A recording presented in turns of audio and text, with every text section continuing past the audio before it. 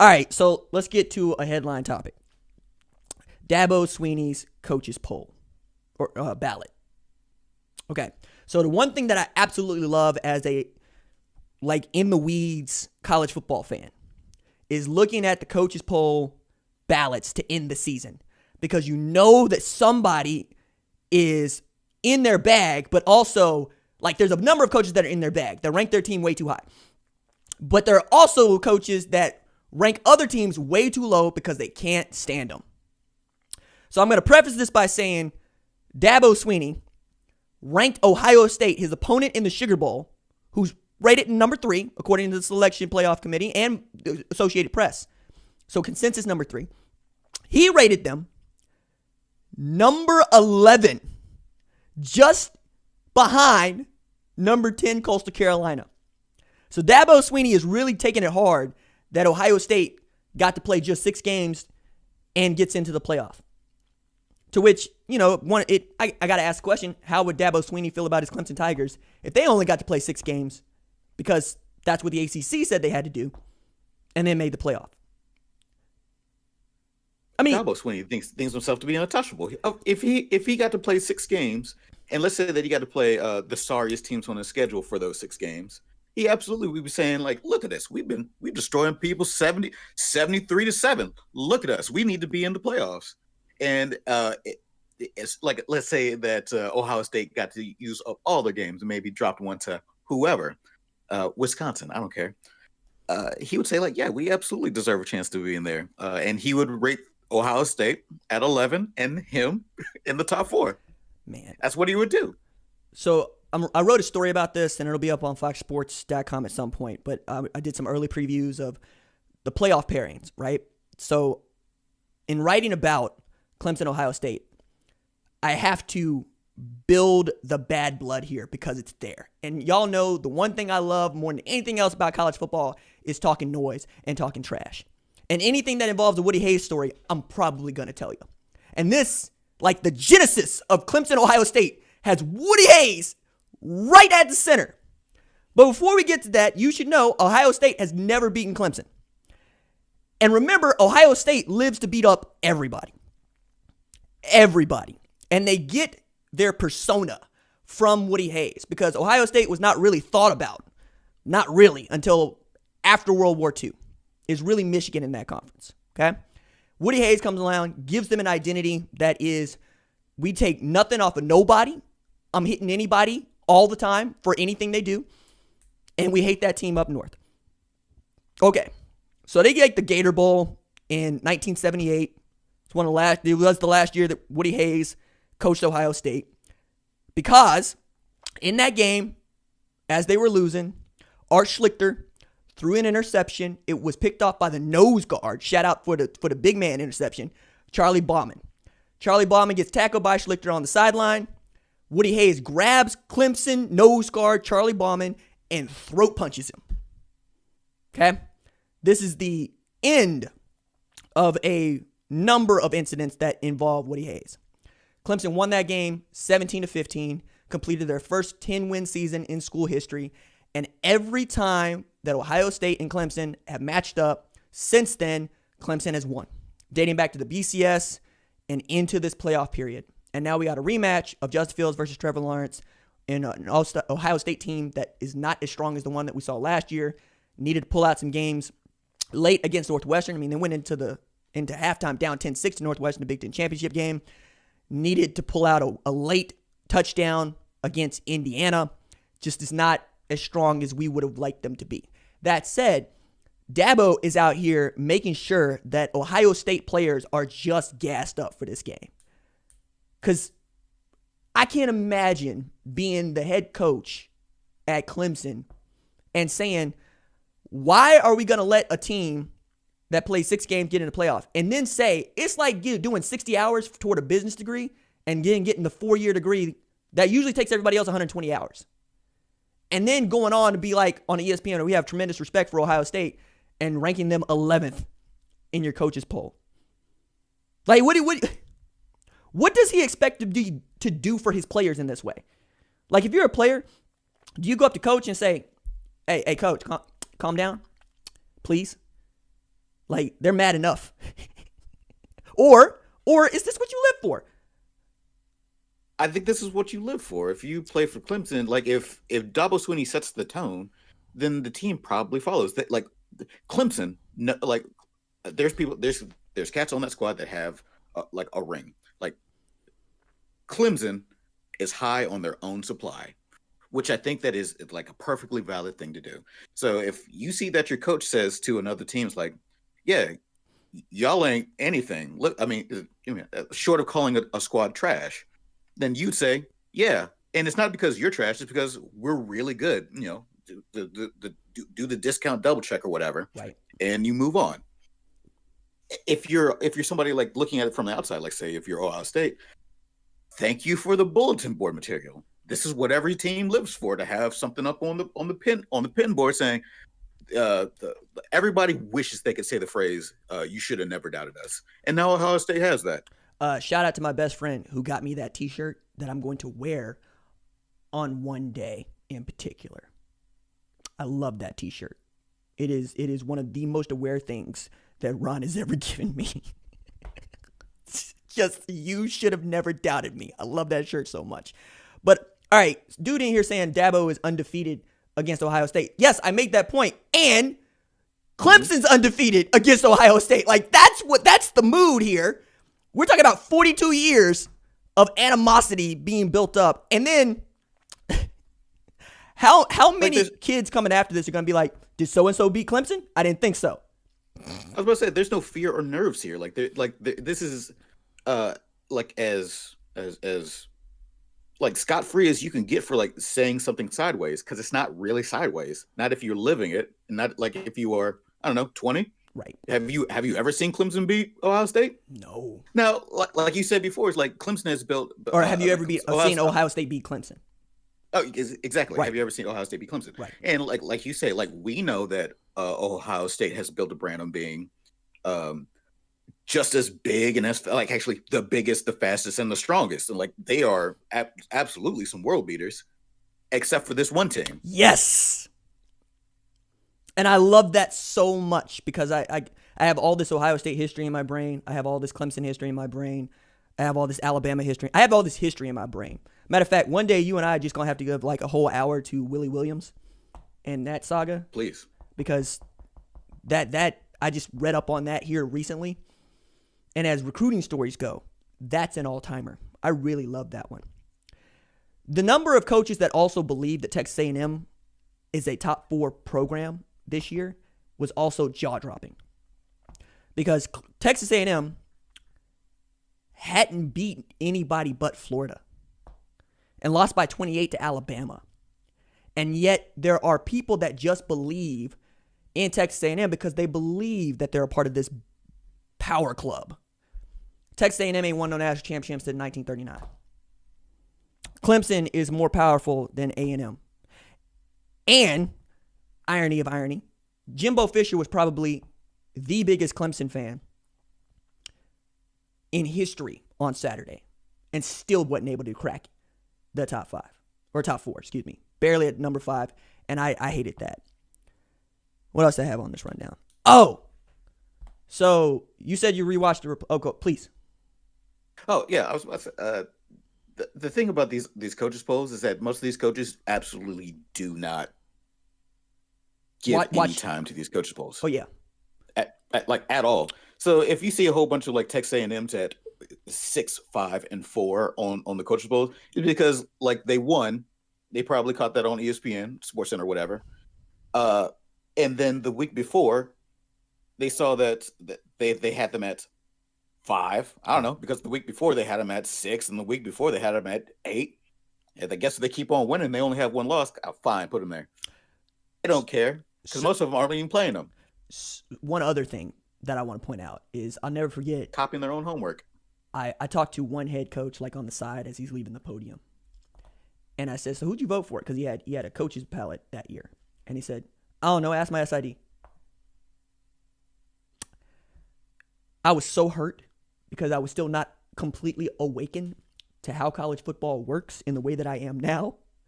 But I just would ask, how many of these dudes absolutely, positively care about these polls. And truth is, like you say, they don't. They only care where their team is and in relation to what they've heard about other teams. Like Brian Kelly was talking about Notre Dame, Alabama, saying, yeah, I've seen their scores. They're a buzzsaw. And you know what? He's not wrong. But it also means, like, he hadn't watched any Alabama football. Like, he was going to watch Alabama football for the first time today. You know? At film. Be like, oh, this is what we got to deal with. Damn it, right? It's one of those. All right. So I do want to dig a bit into Ohio State Clemson before we get out of here, because big game. I've been asked repeatedly, do I still think that Justin Fields is a better quarterback than Trevor Lawrence? I've given my answer on that. I think it's a flavor contest, right? Do you prefer Pepsi or Coke, right? Is that where you still are after what Justin Fields did, which was, I think, like 12 of 23 for 114 with 2 picks against Northwestern? I'm cooling off of where I was at the beginning of the year, where or after the first game, where we were like, "Yo, Justin Fields is it," and he still is. I still think he's probably going to be I think he's a better pro prospect. But as far as like performing for the year, right, he's been fine to very good. Nowhere near as what we like the elite production that we assumed he was going to have at the beginning of the season. Let me spit some facts at you right now.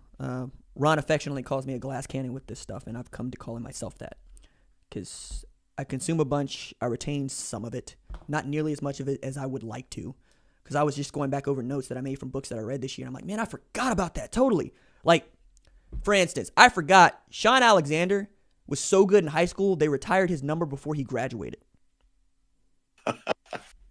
Right? I would never forget that. What? I forgot that. I'd be eating on that my entire life. Like if you were Sean Alexander, but as me consuming all this knowledge about Sean Alexander, I forgot that was one of the things that happened to him. Yeah. You know, and his cousin, Devontae Smith, another Devontae Smith, signed with Alabama, right, to play corner. One of the things that I wanted to hammer is when I wrote this profile of Justin Fields about a month ago, one of the things that he had made clear, he wanted to get back to this game. And one of the things that Avant, his father, had related to me is that he wanted to get back to this game. And they weren't so clear about saying that they wanted to play Clemson, but you could tell that if they had an opportunity to play Clemson again, it's exactly what they would want. Because what has been cool about Justin Fields and Trevor Lawrence and watching them over the last 3 years is that it has been a yin and yang situation. It has been an Agent Smith and Neo situation. They need each other. They need each other so that we understand just how good they are. In the same way that we might look at some of the all-time rivalries and say they need each other. What is OU without Texas, right? We've already seen what OU is without Nebraska, and it sucks, right? We got our first taste of what is Ohio State without Michigan, and it sucks. I'm so giddy that I get to see Trevor Lawrence and Justin Fields go into a pitcher's duel once again. That said, the better tailback is over at Clemson still. The better wide receiving core is over at Ohio State. But the better defense is still Clemson. And that is, I can't tell y'all how impressive that is. Because I've watched 5 first-round picks play for Brent Venables' defense. And every year, they're good. At Clemson. Not Alabama, not Florida State, not Miami, not Florida, at Clemson. Clemson is too small to be this good. And yet, here they are. So, knowing what we know about the wide receiving core at Ohio State, which has at least 2 first-round draft picks on it right now, maybe 3 or 4, depending on how you feel about Jackson Smith and Jigba and Julian Fleming as freshmen. Gary Wilson's going to get drafted next year in the first round. Chris Olave is likely to get drafted in the first round this year. Do you think that Ohio State's secondary has more on its shoulders to try to put the clamps on Amari Rodgers, E.J. Williams, Cornell Powell, than Ohio State has on its shoulders to try to run it up against the secondary that hadn't been tested. And the last time that, somebody went at Clemson's secondary with A.J. Terrell, who was a first-round pick, they got destroyed. LSU just went after him, just ate him alive. Where do you think those two units need to separate? Do you think Ohio State's secondary needs to separate, or do you think, Clemson's secondary needs to separate, or Ohio State's wide receiving corps needs to separate? And this is we've talked about this as far as like they got a huge hole in their armor. Ohio State does. Nice. I was supposed to, yes, thank you. It's on them to slow the game down, and that's where because I know it, Clemson knows it. Attack Ohio State secondary, and you're going to be able to put points in the yards through there, points on the board. It makes everybody else work so much harder because I don't think Ohio State's secondary can't, there's no parachute for them, right? And you're going up against an like Trevor Lawrence. I like Trevor Lawrence. Trevor Lawrence is a very good quarterback. Their offense is, Travis Etienne is great, and their receivers are good. But Trevor Lawrence is somebody who is drift compatible with the play callers. That's I'd say that is, as a college quarterback, his greatest talent is that he runs the offense exactly how you draw it up. And if you're somebody like Ohio State, they're going to attack you and they're going to hit their marks, and you're just going to be looking at the D line. You're going to be looking at the quarterbacks. You're going to be looking at your offense coordinator. You're going to be looking at the refs please help us out. That, to me, that's the game. It's not the game, but that's the biggest part of the game. No, that's a great point. That's a very good point. I would also add Clemson is going to be without their best defensive back to start the first half, who got tossed out of the game with a targeting call in the second half of the ACC championship game. I'd also point to this. Ohio State plays single high man coverage. I would caution them against that. I'd want to split the halves or split the field with safeties, and I'd want to play a bunch of zone, and I'd try to zone blitz, but that ain't what they do. What they do is put Josh Proctor, Tulsa stand up, over the top, or Marcus Hooker over the top for the most part, drop that safety down in the nickel to try to take away the tight end, and then hope your linebacker can eat. I don't think that's going to work against Trevor Lawrence. I think Trevor Lawrence is college football's version of Aaron Rodgers right now. You can give him lesser wide receivers, and he'll still be just as good, if not better. All he needs is that one dude, like a Devontae Adams, and he's got that one dude in Amari Rodgers. Because you get that dude out in space, he's going to cook you. He can take your top off your defense. Fields is a different kind of cat, right? And I like different kinds of cats. I like cats who can do something with their legs, but are a passer first. But more than that, people want to follow Justin Fields into fights. That is an underrated quality. To be as cool-headed as he is, and to have everybody want to follow you into whatever fight you choose to join, is an underrated quality. So we'll see how that works out. I'm excited about that game. Last question for you, Ron. Not who do you think is going to win the Heisman, but who do you not who do you think deserves to win the Heisman? Who is going to win the Heisman? Yeah, just throw a name. Don't do that. Just throw a name. It's not that hard. Mac Jones. Okay. There you go. Kyle Trask. There you go. Kyle Trask. That's the one. Kyle Trask? Trask. Okay. Yeah. All right. I'll go with that. I bring that up because Najee Harris put together a better season than Derrick Henry and Mark Ingram did when they won the Heisman. He has all the career records, it seems, for a running back at Alabama. He had 5 Go ahead. I was like, can I say that? Can we throw up? Mark Ingram seems to be a nice gentleman. Can we throw out his Heisman? Because it feels like every single running back every year outperforms his Heisman year. Yeah. Every year. Yeah. Without fail. So can we not use him as a metric for Heisman winning running backs? Okay, here's one. Okay. Christian McCaffrey and Deshaun Watson didn't win the Heisman Trophy. Do you remember who won that Heisman Trophy? I just said his name.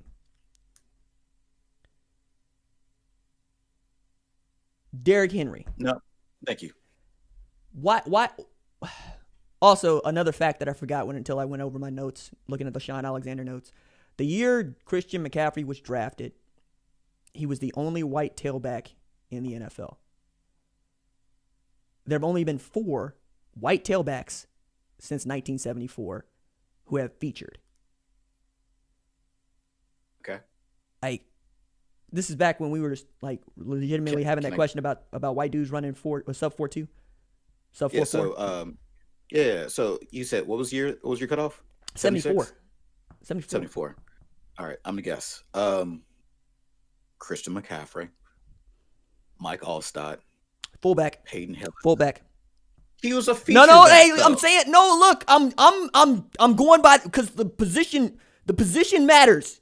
Like putting running back or TB next to it and not FB matters in this context because I could find a bunch of like Zonka types because that's why the number matters. That was gonna be my next one. Okay, like, I'm done. I have nothing else because I mean you said feature backs like who featured like that's because like you could say fullback because like John Riggins featured right, but is he a fullback or is he a tailback?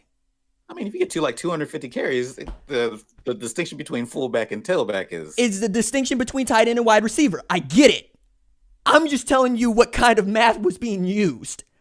I'm not saying it was right or wrong, right? Because I did what you did. It was like, wait a second. I can come up with at least 8. I can come up with at least double that number, but those dudes are all classified as fullbacks. Like Toby Gerhart, classified as a tailback. Does he look to you like a tailback? No. Did they line him up as the end of an I formation? Yes. You know, like those conversations matter. That's why, right? Because like when I was doing that, yeah, I could come up with more than that. Because like I'm like, wait, Rex Burkhead.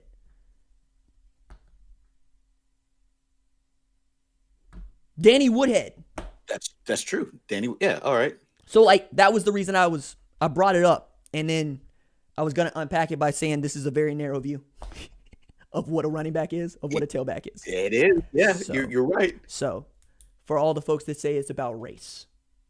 So you cut my piece into 8 pieces. I don't like that. I'm sorry, into 16 pieces. Right. Like, and that's, you know, like you and I have been talking about positionless football since college. So like what happens when we take you try to tell me that the refrigerator Perry wasn't no tailback? I know. I saw Chris Cooley get a couple handoffs. You tell me that doesn't count? I vividly remember Gerald McCoy as the up back taking handoffs. Oh, man. I love that. All right. That is Ron Taylor, who is kind enough to do this with me. Let me drag him through this thing called college football every Monday. Hey, man, I'm glad to be here. Don't be like this is some sort of burden. Well, hey, look, this is the second. I love to talk to the folks. This is the second most watched stream that I've done all year. Mm. And this one has like no news associated with it. The most watched one was yesterday, and that was right because I was talking about the selection show right as it was happening. So like over 1,000 people showed up to that one. Over 900 people have shown up to this one. It's very cool. I appreciate all of y'all for showing up. I keep telling you, I keep teasing that I have this thing that I get to tell y'all about, but it ain't all the way done yet. But best believe, I can't wait to tell you. I just wanted to be all the way done. I mean, if you ain't figured it out by now, you don't really watch this channel. That's just what it is. It's like the people that are jumping into the comments, like literally every video now going, what is a step mill? I don't know. Will somebody tell me why he keeps saying that? No, I won't. Let somebody in the comments tell you that. Man, you better hit them with like this Christmas special on Step Mill. I got to go to Christmas too. Nah, man. They might get a rerun on Christmas. Yeah. I've been fond of the reruns. Yo, this is old. The news already happened. Yeah, man. It's a rerun. That's how that's working. Yeah. Watch with that year one. Watch that segment. If you like the channel, please like this video and subscribe to the channel because I upload a video every single day. It's always college football related, sports related. We have a good time.